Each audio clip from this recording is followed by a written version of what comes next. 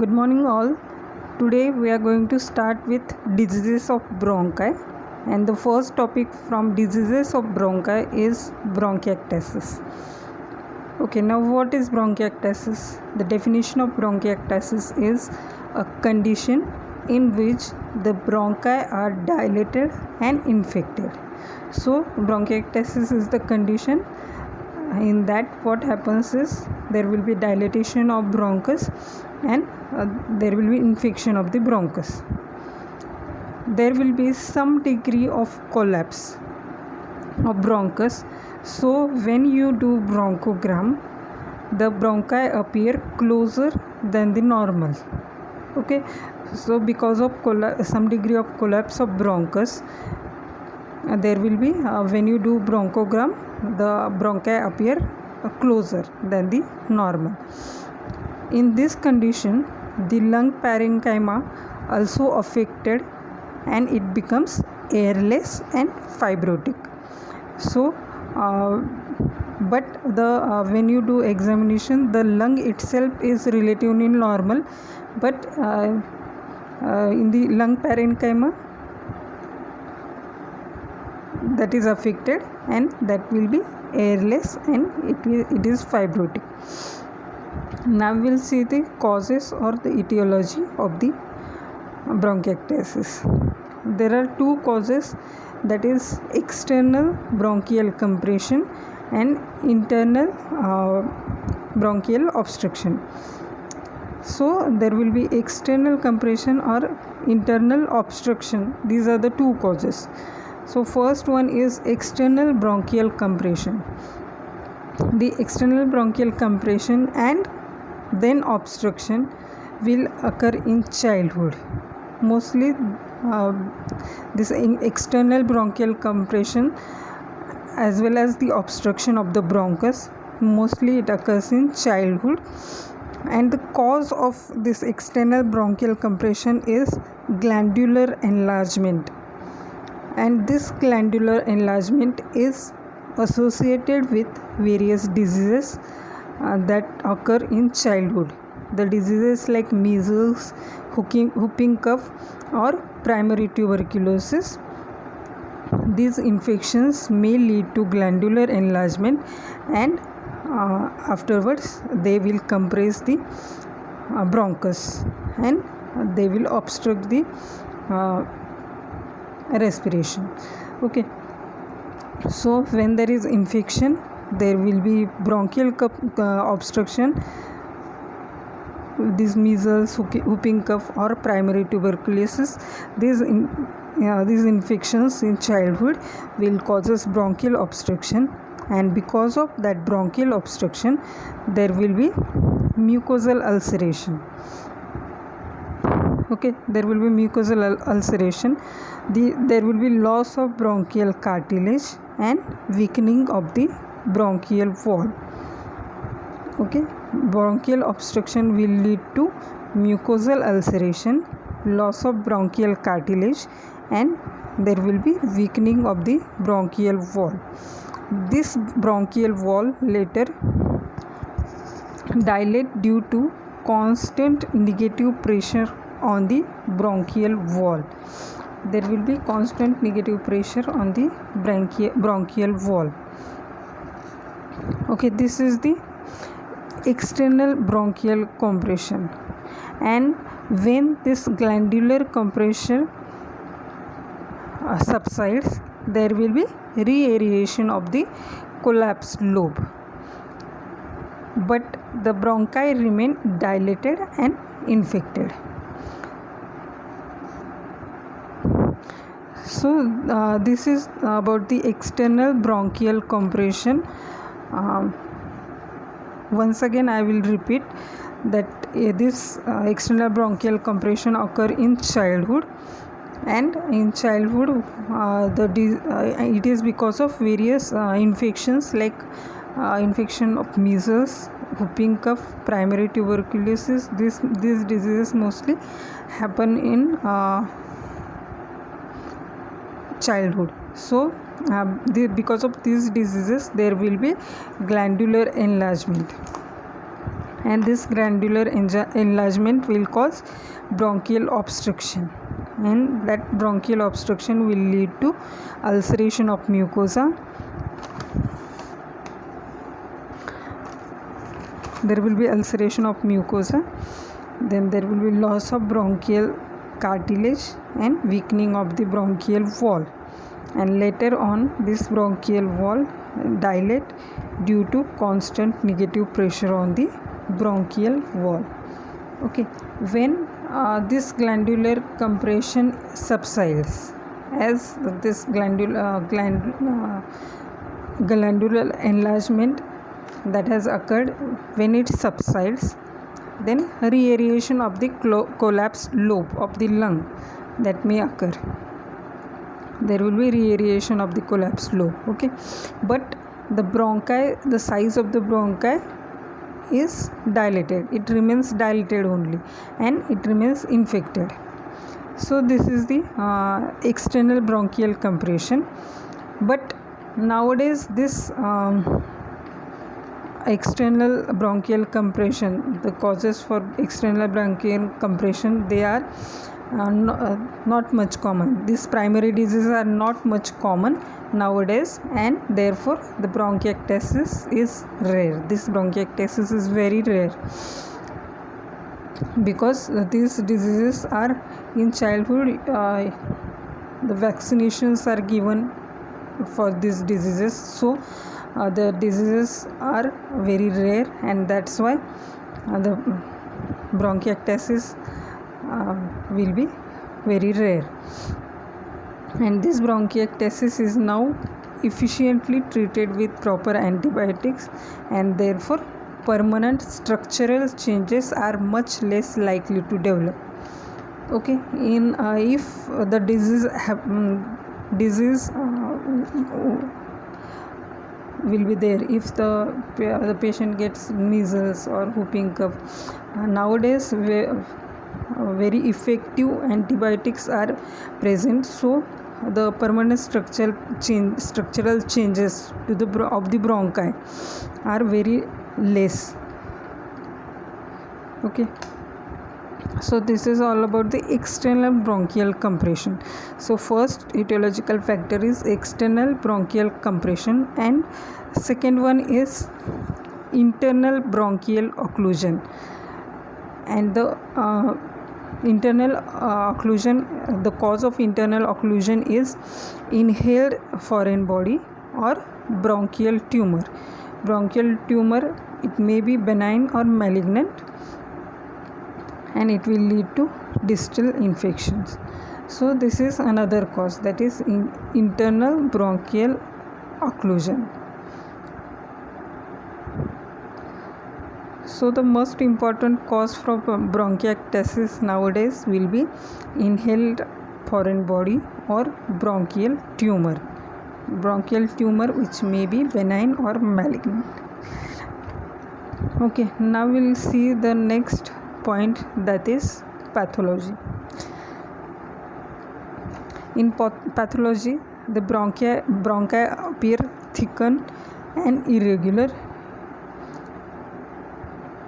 Then histologically, there will be marked destruction of all normal elements and extensive infiltration of remnants with inflammatory cells.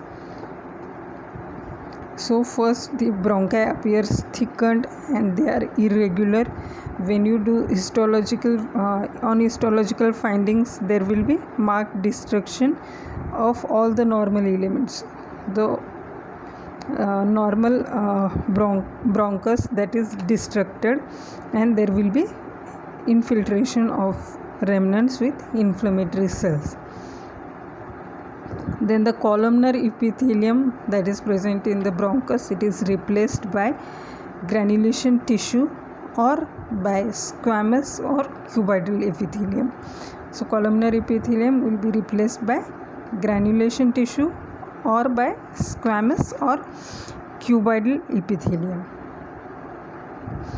Then the lung supplied by affected bronchi may be fibrotic and airless with loss of alveolar pattern, and if it is infiltrated with inflammatory cells. So the part of lung that is supplied by the affected bronchus, okay, that becomes the part of the lung that becomes fibrotic, and it becomes airless, it collapses, and there will be loss of alveolar pattern. The alveoli becomes airless, and that part of the lung that is infiltrated with inflammatory cells.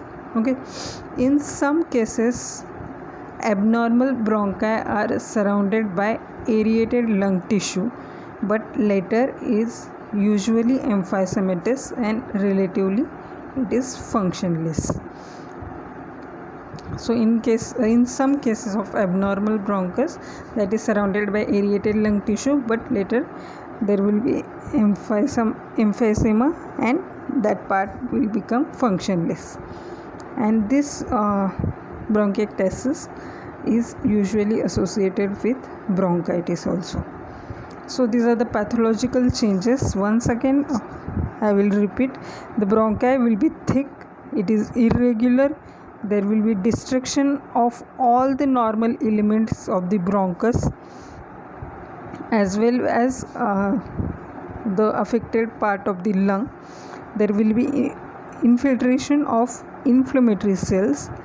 The columnar epithelium of bronchus is replaced by either by granulation tissue or by squamous epithelium or by cuboidal epithelium, and the part of lung that is supplied by affected bronchus, it may become fibrotic and it will be airless.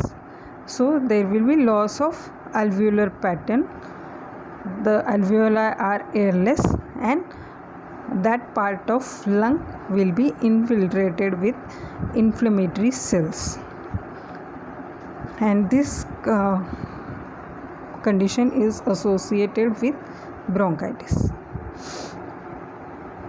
Next one is clinical features. We'll see the clinical features of bronchitis. The symptoms begins in childhood. There will be the most common symptom is cough with purulent sputum. There is cough with purulent sputum which may be blood stained. Then there will be pneumonic episodes of fever and increased sputum. These are the main features: pneumonic episodes of fever and increased sputum.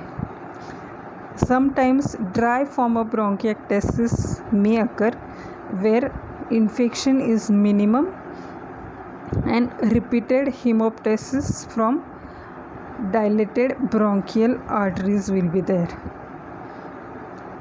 That is bronchiectasis hemorrhagica sicca. So in dry form of bronchiectasis, the infection is minimum, but there will be repeated hemoptysis. Hemoptysis is blood in the sputum, and that hemoptysis will be because of dilated bronchial arteries. So patient will cough, there will be severe cough. It may be dry or it may be purulent, but in dry form the infection is minimum, but there will be hemoptysis, that is because of dilated bronchial arteries, and that condition is called as bronchiectasis hemorrhagica sicca. Then another clinical feature is there will be clubbing of fingers and wet cough and moist sound in the lungs. So these are the clinical features of bronchiectasis. Then investigation that has to be done in bronchiectasis are: first one is plain X-ray of chest is normal except in advanced cases. So first you have to do X-ray chest. If the case is advanced, then there will be changes, otherwise it will be normal. Then most importantly, you have to do bronchogram. It will show of the whole bronchial tree, and then you have to do bronchoscopy to exclude foreign body. Bronchoscopy is done to exclude foreign body. Okay, so these are the investigation that has to be done, that is plain X-ray chest, bronchogram and bronchoscopy.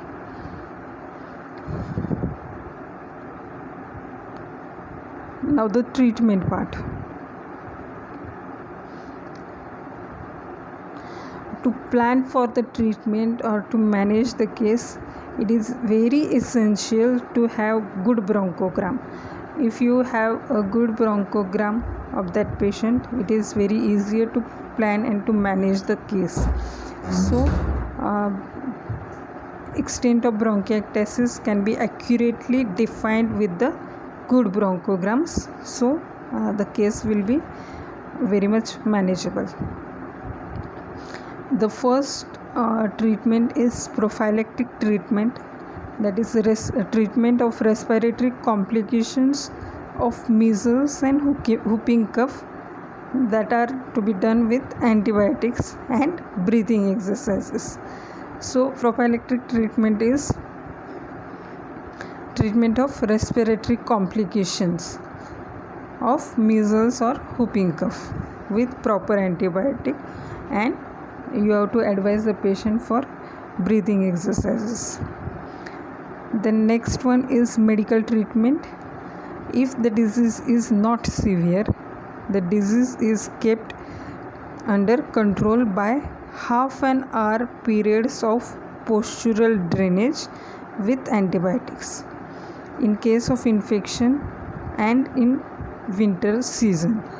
So this postural drainage is done by the affected lobe. Is how the postural drainage is done, that is the affected lobe is kept above the draining bronchus, so the pus will drain by gravity from lobe to the bronchus and it will be expectorated. So you have to keep the affected lobe above the draining bronchus. That is, if the right sided lobe is affected, patient has you have to tell the patient to sleep on the left side, so that with the help of gravity the pus will drain into the bronchus and then it will be expectorated. Then period of this postural drainage is for half an hour and it is repeated 2 to 3 times daily. Then last one is there is surgical treatment if the case is very severe, and the aim of surgical treatment is to excise the affected segment or lobes. So the disease will be, if the disease is localized, and that will not scatter throughout both the lungs.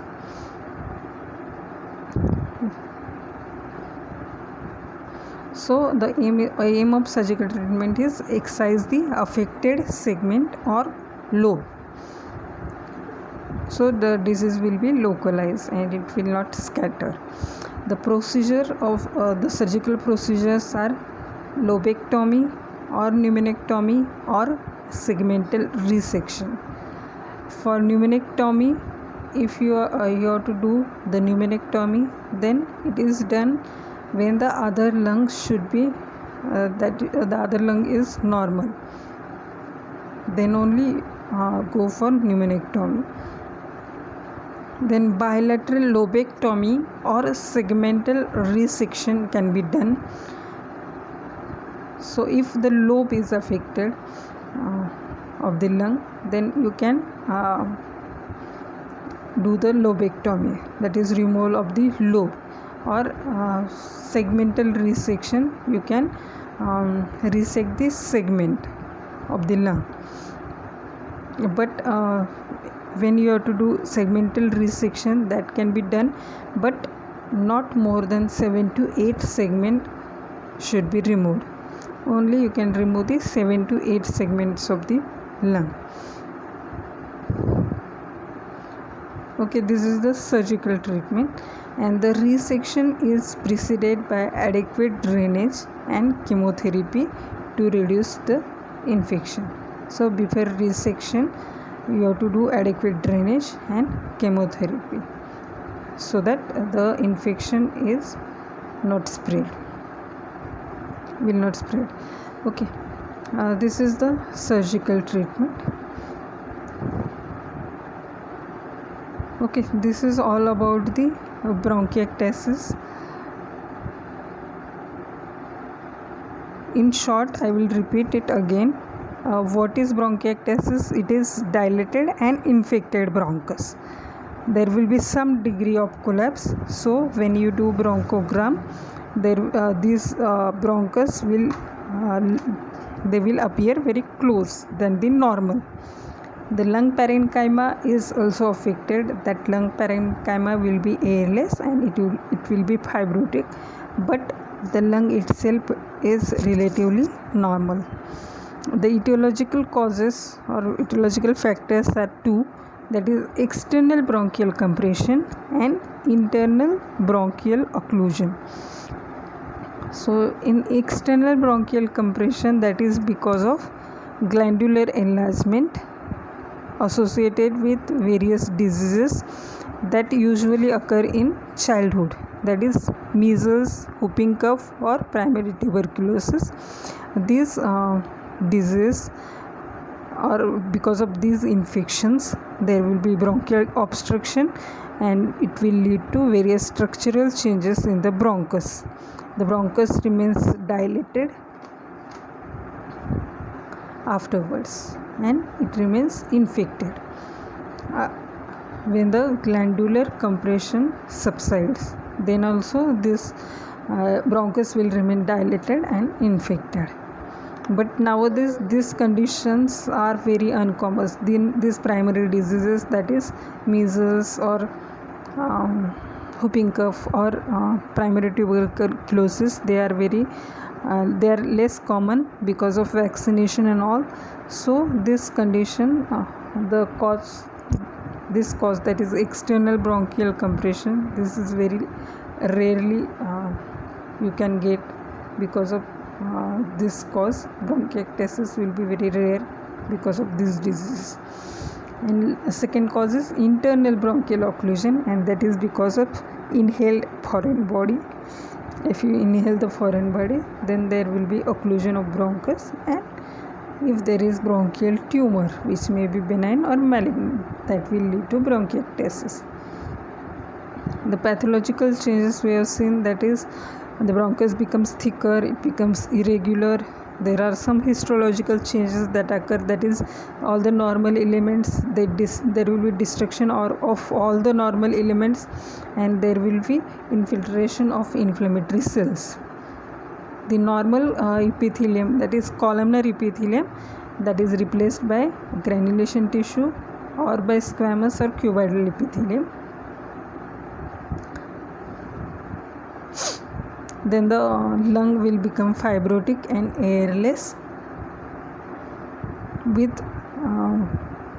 loss of alveolar pattern, and there will be infiltration of inflammatory cells.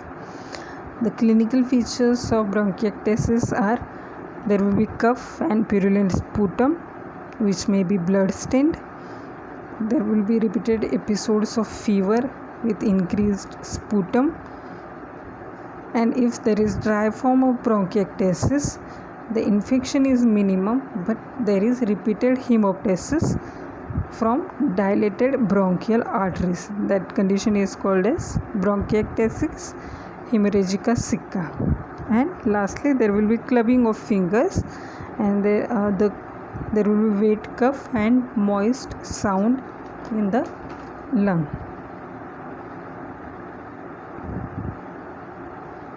Then investigations that has to be done are plain X-ray chest, bronchogram, then bronchoscopy, etc. The treatment is prophylactic treatment, medical treatment and surgical treatment. Prophylactic treatment includes proper selection of antibiotics and breathing exercises. The medical treatment is given if the disease is not severe. The treatment is postural drainage with proper antibiotics. And lastly, surgical treatment if the disease is in severe form, and the aim for surgical treatment is to excise the affected segment or lobe so that the disease will not spread to the other normal lung. And the surgical procedures are lobectomy, that is removal of lobe of lung, pneumonectomy, that is removal of whole lung, it may be right or left, or segmental resection, that is you have to remove the segment. Okay, this is all about the bronchiectasis.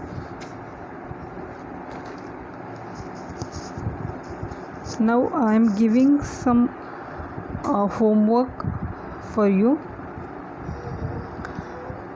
that is of 2 marks questions. You have to write down the 2 marks questions, the answers of the 2 marks questions, and you have to post it by Sunday. Okay.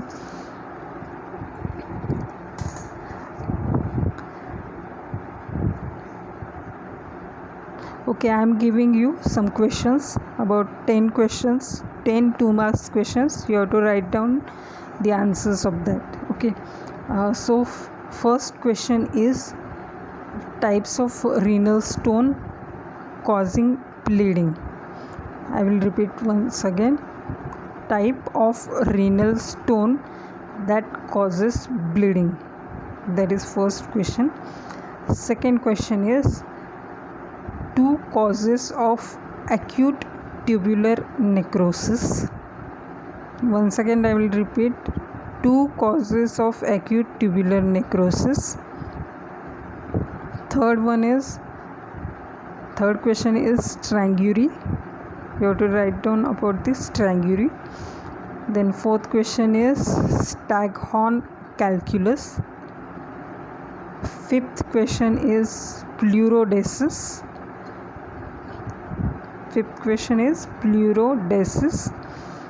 Then sixth one is intercostal drainage. Seventh is mixed syndrome. Eighth question is what is frozen chest. The ninth question, 2 causes of bronchiectasis in children. And the last question is the hernia that is commonest to be strangulated.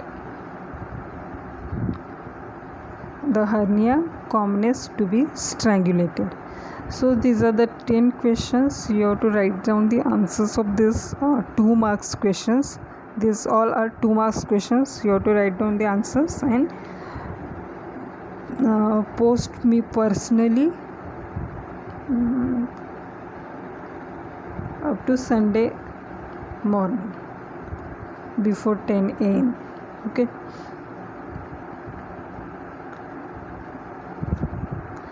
And if there is any difficulty in respiratory system, diseases of respiratory system, that is diseases of pleura or in the diseases of bronchi, then you can ask me personally. Okay. Thank you.